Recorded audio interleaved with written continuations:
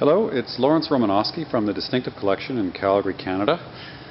It's the beginning of March. We're getting close to spring. We've got a nice trio of Ferraris here, 348, 456, and then something really quite unusual and special. So this red car on the end here is a Ferrari 550 Barchetta.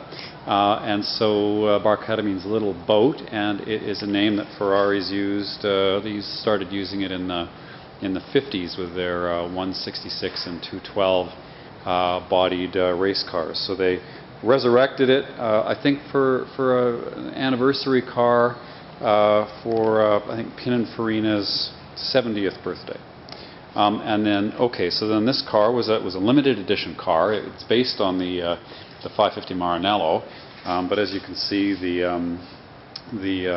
treatment of the windscreen and the rear deck is completely different. It's a Spider.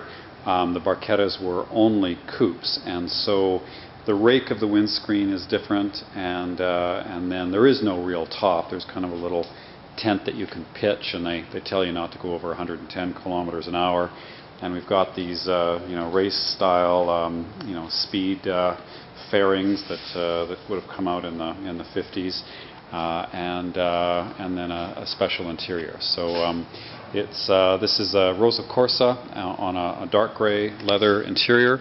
It's got the carbon fiber race seats and the carbon fiber wheel.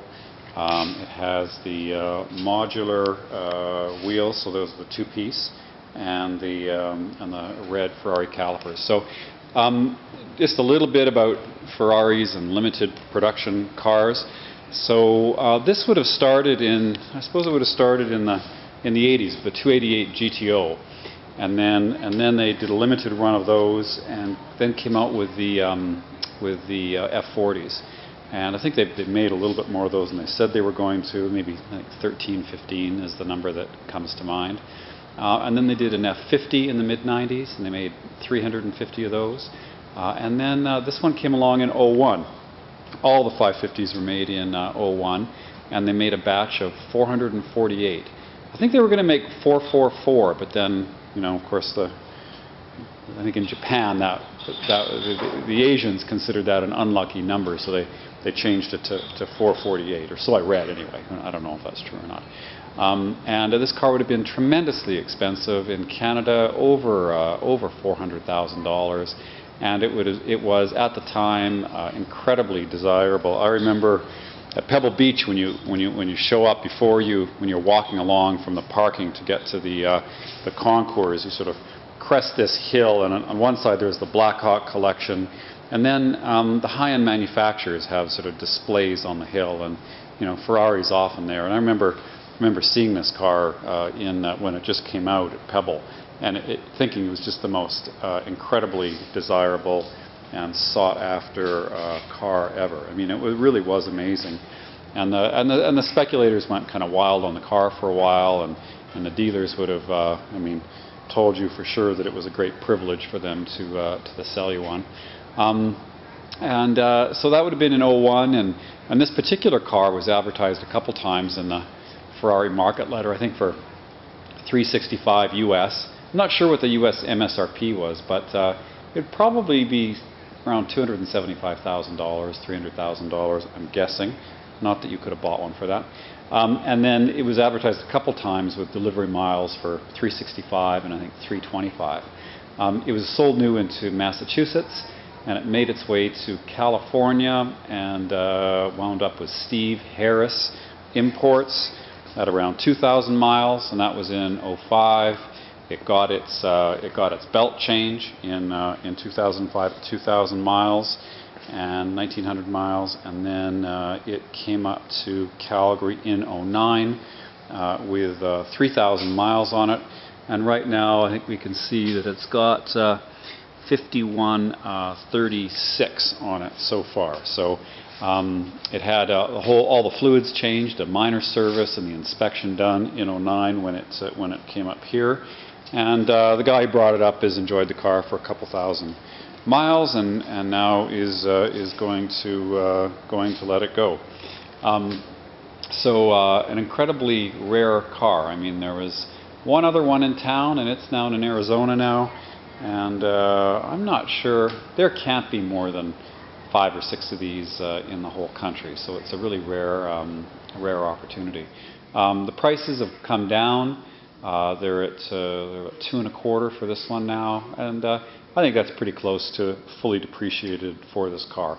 There were 448 made, 10 prototypes, and then there was something called a 550 GTZ, which is a Zagato concept, or well, a Zagato car.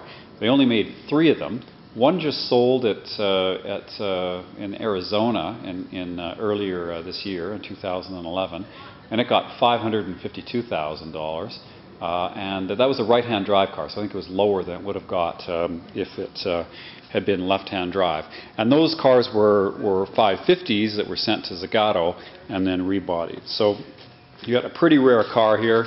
Like I said, they made 400 Enzos, they made 1,300 and some odd F40s, 350 F50s. So this is right there with the difference with an investment quality car as opposed to a super nice but production car that's just going to depreciate. You can drive this car sparingly. It's not too good. It's not too good in the rain because it doesn't really have a top. And then when it comes time to sell, you can probably get just about all your money back. Or if you hang on to it for a while, it can even appreciate. So importantly with these cars, you want to establish the provenance of it. And this car has all the records from new.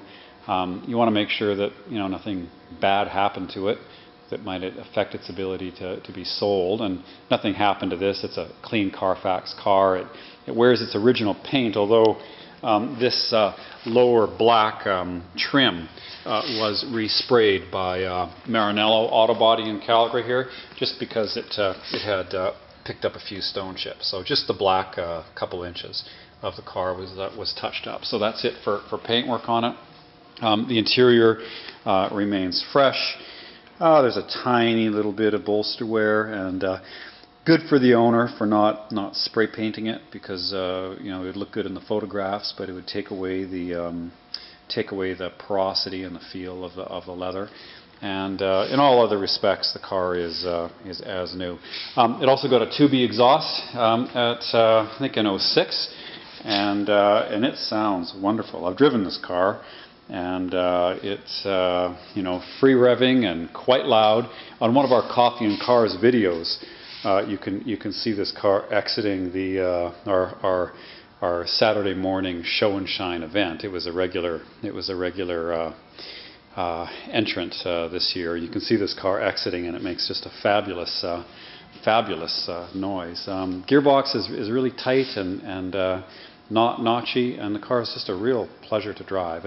All the 550 Barchettas would have had the Fiorano handling package, and that was something that you could put on a 550 coupe for $20,000 or $25,000 or something like that. So it handles beautifully, shifts beautifully, and there's nothing like a V12 engine, a Ferrari V12 engine for the noise and the way that it sort of defies its displacement by revving so quickly. Anyway, a special car, and this one's number 357 of the 448. It's got all the correct importation documents for Canada, the inspections, it's got all the records.